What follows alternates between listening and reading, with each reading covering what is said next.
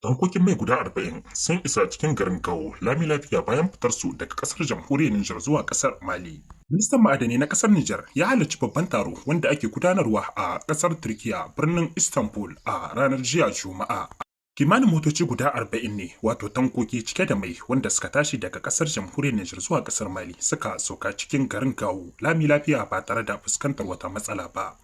Kamar yadda aka bayyana motoci na mai guda 40 wanda aka musu lodi daga kasar jamhuriyar Nijar zuwa kasar Mali sun isa kasar Mali wato daga kasar jamhuriyar Nijar sun isa kasar Mali lami lafiya biyu bayan rakiya ta musamman da suka samu daga jami'an tsaro na kasar jamhuriyar Nijar haka zalika da haɗin gwiwar jami'an tsaro na IAS baki ɗaya.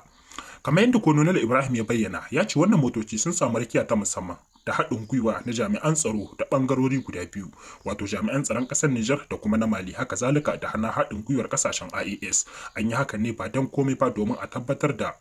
wannan mai da aka ɗauko daga ƙasar Nijar ya zo ƙasar Mali wato inda ake buƙatar ga an kawo shi. Kamar yadda aka ɗauki alwashi dai, wannan alaƙa ce wadda aka kulla ta tun tsawon lokaci, wato ƙasar Mali za ta ringa sayan mai daga ƙasar jamhuriyar Nijar domin amfanuwa wato amfanin cikin gida. Haka zalika jami'an tsaro na ƙasar Mali wato fama a shirye suke su bada dukkanin goyon bayan da ake bukata musamman ma domin tabbatar da cewa duk wasu kayayyaki da aka sayo daga wasu ƙasashe sun iso inda ake so su iso lami lafiya ba tare da fuskantar wani tasgaro ba ta abin da ya shafi na rashin tsaro akan hanya. Wannan shine dalilin da ya sanya aka ware tawaga ta musamman wadda take kula da wannan bangaren kuma cikin ikon Allah an kawo wannan mai inda ake buƙatar shi lami lafiya wato ya isa cikin ƙasar Mali inda daga bisani kuma za a kai shi duk inda ake buƙatar shi. Wannan motoci guda 40 tankoki sun taso daga ƙasar jamhuriyar Nijar haka zalika direbobi yawancin su 'yan Nijar ne kuma sun nuna farin cikin su da jin daɗi yanda aka kula da su ba tare da sun fuskanci wata matsala ta wani abu wanda ya shafi na rashin tsaro ba. Cincina ta musamman ga wannan jami'an tsaro da suka cika alƙawari kuma Allah ya taimaka aka yi komai lami lafiya. Ministan ma'adanai na kasar jamhuriyar Nijar, Mama Abarshi ya halarci babban taro wanda ake gudanarwa a kasar Turkiya a birnin Istanbul a ranar Juma'a wato jiya ranar Juma'a ne aka fara gudanar da wannan muhimmin taro. Taro ne wanda yake wanda ake shirya shi domin halartar kasashe wanda suke da arziki na ma'adanai na ƙarƙashin ƙasa.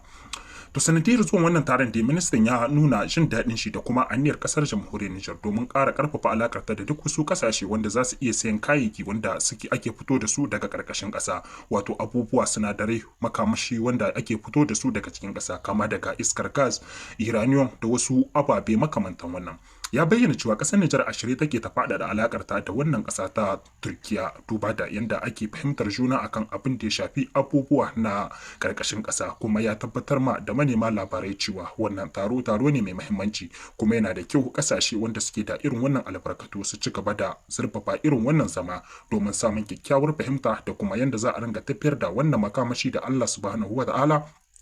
ya azarta wannan kasashen da shi haka zalika ya bayyana irin farin cikin shi ta jin daɗi domin samun wannan halartar wannan babban taro wanda yake da matakar amfani ga kasar jamhuriyar Nijar da ma sauran kasashe wanda suka halarci wannan taron. Usman Abarshi ya bayyana cewa kasar jamhuriyar Nijar kasa ce wadda take dauke da tarin ma'adanai wanda dai kowa ya sani wannan makamasai ne wanda kasashen duniya suke bukatar su kuma abin tutiya da farin ciki da buga kirji ne duba da yadda kasar take da wannan arziki.